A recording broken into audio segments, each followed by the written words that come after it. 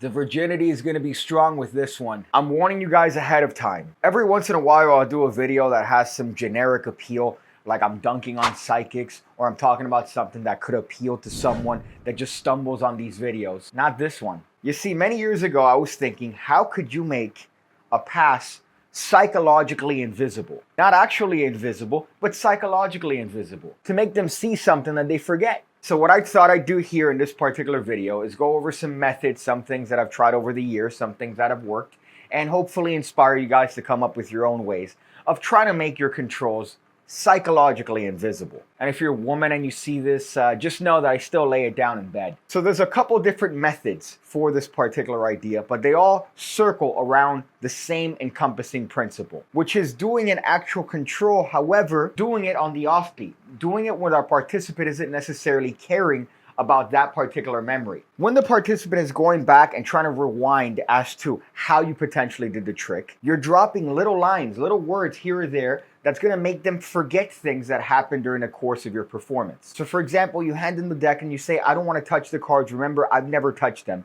And you've done that after touching a deck. However, what are they going to remember? They're going to remember, oh, wait, he never touched the deck, which is a blatant lie. So that's kind of the principle at work here. Now, as far as methodology, there has to be a certain feeling that you have of you really don't care as to the cards. One of the ways that I best found to convey that is that after you have the participant look at their card, you have them remember it, and you really kind of hold the deck in a way that doesn't matter. You're holding it like this, you're tossing it on a table, you don't really care, but you still have the card under your control. That technique is just you're having the card shown to the participant, and as you square up the cards, I'm allowing the face of these cards to come in contact with my fingers here of the left hand. Now what that's going to do is that's actually going to push that card over a little bit to the right. So you can see what's taking place underneath, just like this. Just by the virtue of the friction of the fingertips against the spread, it's going to push the cards and it's going to leave it in this messy fashion. You could immediately take the cards and place them on a table, or you could immediately take the cards and hold them in your right hand in a way that doesn't show that you're holding any breaks or really there's any control in the cards. And this is a good way to establish the fact that you really don't care. Then of course there's the issue of getting the card to the top of the deck, which is how you control a card. And there are a number of ways of doing this. The easiest way is just simply to cut the card directly to the top. Now of course our attempt is to make this psychologically invisible. So how do we do that? Of course we engage the participant. We talk to them in some capacity. Sir, are you right-handed or left-handed? Great, perfect. Could you do me a favor, hold out your hand and hold on to the deck. And you see what I've done there is that I've just taken the cards and I've cut to their card. So I've taken the opportunity to get my little break there and I just cut directly to their card as I asked them a question. Now, believe it or not, in my infinite virginity, I've done this on people and I've asked them afterwards, hey, by any chance, do you remember me shuffling the deck? Do you remember me cutting the cards? And they don't remember. Even though I didn't do it in a way that's hidden, I didn't do it in a way that's trying to sneak a move in, I did it openly, they still found it psychologically invisible because I engaged them while I was doing the action. I asked them a question, something irrelevant, like are you right-handed or left-handed? Perfect, do me a favor, hold out your hand and place the cards between your hands and come up with a number between 1 and 52. Whatever it is you have to do, but in this case, the easiest thing is to ask them which hand they are and just cut directly to the card. And that way, the cut is actually psychologically invisible. However, what's not psychologically invisible is my brand new book right here, The Art of the Squeal. It's full of routines, moves, tricks. It's a fun book. You could pick it up down in the link in the description section below in my store. I have other books as well, The View from Down Here and my lecture notes. However, it's also the home of the PigCake Magic Academy, where you could sign up and you get access to over 1,400 different videos going over card stuff, coin stuff, everything you need to become the best magician you could possibly be. You could have a 7-day free trial to check it out, see if it's up your alley, and you could cancel. However, more likely than not, you're not going to cancel because the overwhelming amount of content that's there and the overwhelming amount of content that I still upload on the Academy. I still put videos there every single week. So it's not like you just get access to the videos and that's it. No, I'm always updating and uploading new videos. Now, another technique for this particular idea is through a cut. So it's an open cut in their hand. So the way that works is that you will do the exact same thing as before. You square the cards up with the card side jogged, and you're going to have the participant hold out their hand. Now, as you have them hold out your hand, I'm just getting a pinky break right there, separating their card from the rest of the deck. And now my internal monologue is going to be, I'm going to place the deck in their hand.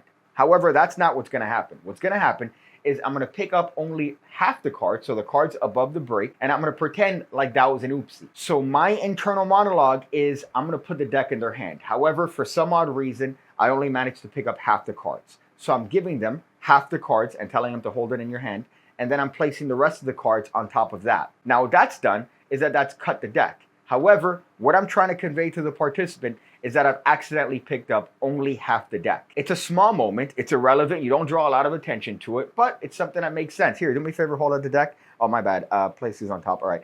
Can you hold the deck in your hand? Wonderful. And you make it so that your volume is low. It's just a dumb little thing. It's a non-incident, but it's a mistake that you made. And now you've accomplished the exact same thing. Their card is on top of the deck, you've secretly cut the cards, and they're not aware of it. Now that, again, you're conveying the idea that you were gonna give them the entire deck, but instead you accidentally lifted up only a little bit. Little do they know that you've actually secretly cut the cards in the process of that action. So that's another way of doing that, to make a cut psychologically invisible. Because to them, they don't see a cut. They just see you handing them the deck. This could be done to the table as well. This could be done on somebody's hand. It doesn't matter, as long as you secretly cut the cards and you do it as if it's a mistake. Now, this idea came from watching Jay Sankey do tricks for years on end. And Jay Sankey was really fond of doing the double undercut, to the point where I'd watch his videos and I almost wouldn't see the double undercut. And it got me thinking, well, wait a minute. He's still doing a control, but to me it's becoming invisible because I got used to it. And that got the snowball rolling as to how I could potentially make a situation where the participants are purposely forgetting that I did any sort of control. And the purpose of these is that you're not hiding it. You're not hiding the action. These are overt actions. So do me a favor, are you right-handed or left-handed? Right-handed, perfect. Do me a favor, hold on to the cards. I don't want to touch them at all. And now you've controlled their card to the top without seeming like you've done anything. These are just a couple of techniques, but there are so many that you could use with this particular idea. And this is just the concept of trying to make your control psychologically invisible, or in this case, trying to make a cut psychologically invisible to the participant. I told you this was going to be a deep dive in virginity. I told you that this was going to be aggressive and that you probably weren't going to make it back. But I'm here to let you know it's going to be okay. Some advice at the end of the video. I find that I have a to-do list on my phone and it doesn't work. Even though I see it and I have a little widget, it doesn't work because I dismiss it. Whereas if I do it physically, if I write them down, I do them. I'm more inclined to actually do them. So I have this little notebook. I'm not sponsored, I wish I was, by Rocketbook, but I have their bigger notebook and I have the smaller notebook. Let me see my to-dos and make sure that they're not going to compromise me in any way. No, they should be good. Pay USPC.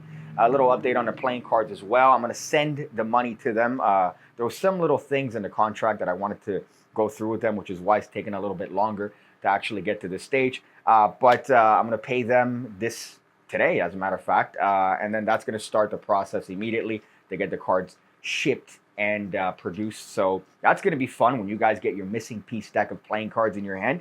But that's a little update, but that's on my to-do list. And the point is that if you write them down and you put them somewhere where you're going to see them every day, you're more likely to do it. So I think writing it down definitely makes it more effective than putting it on something like a phone where you're going to be distracted. You're going to look at hot girls on Instagram. This is it.